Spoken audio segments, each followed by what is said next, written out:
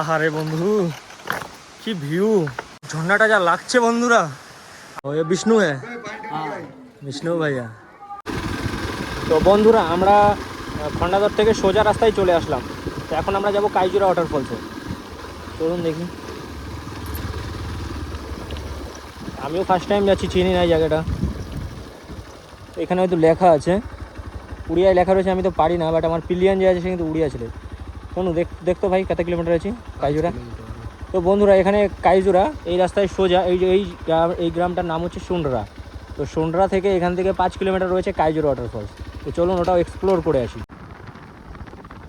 বন্ধুরা ওই রাস্তা সোজা আসার পরে এখানে এই গ্রামটার নাম হচ্ছিল, এটা পড়তো ভাই কী লেখা আছে নামটা? রেঙ্গারবোড়া। তো বন্ধুরা এই গ্রামটার নাম হচ্ছে রেঙ্গারবোড়া। তো এখান থেকে সামনে দেখা যাচ্ছে কাইজুরা গ্রাম। তো বন্ধুরা আমরা পৌঁছে গেছি কাইজুড়া। আমরা পৌঁছে গেছি কাইজুড়া গ্রামে। তো দেখুন এখানে একটা মণ্ডপ রয়েছে, একটা বাস থাকে। তো আমরা সোজা এখন যাব লেফটের দিকে। এই দেখুন কাইজুড়া গ্রামটা, এটা সুবিধার জন্য এখানে একটা মণ্ডপ রয়েছে এই বাসটার পিছনে। এদিক দিয়ে আমরা সোজা চলে যাবো এই রাস্তাটা। এটা হচ্ছে কাইজুড়া গ্রামটা, এই দিক দিয়ে আমরা আসলাম। চলুন দেখেন আদিবাসীদের যে অনুষ্ঠান, কি পঞ্চ না কি বলছে এরা, আমি ঠিক বলতে পারবো না। প্রচুর ভিড় এখানে, দোকানপাটও এসছে। দেখুন এদিকে দোকানগুলো এসছে, বাচ্চারা খুব এনজয় করছে এখানে।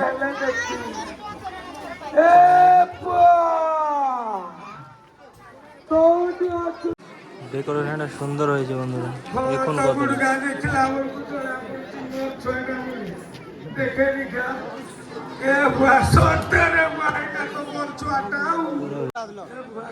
আসলি টিকে আগ্রে সকালও তো বলছি এটি।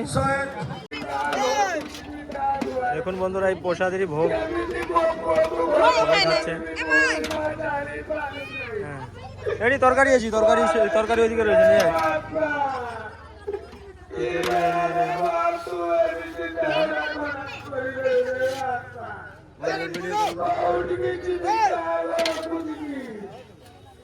এইদিকে কি এই যে খিচুড়ি না কি দিল।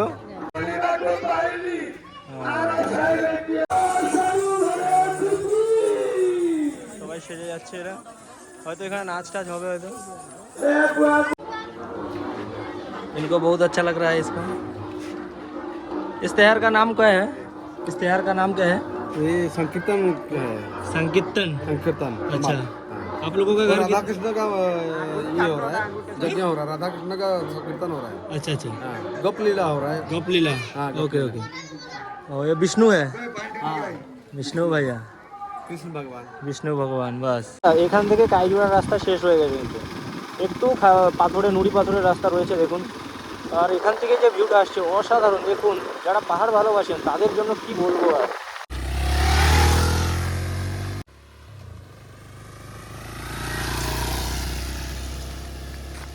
বন্ধুরা দেখেন জঙ্গলে ছেড়ি চড়াচ্ছে, এর মালিককে কোনো ঠিক ঠিকানা নেই। আসলে এখানে জায়গাটাই এমন, বাড়ি থেকে ছেড়ে দেয় এরা, কিন্তু নিজেরাই খাওয়া দাওয়া করে আবার বাড়িতে চলে যাবে সন্ধ্যার সময়। ওহো রে, আপনারা অবশ্যই আসুন, জীবন ধন্য বন্ধুরা।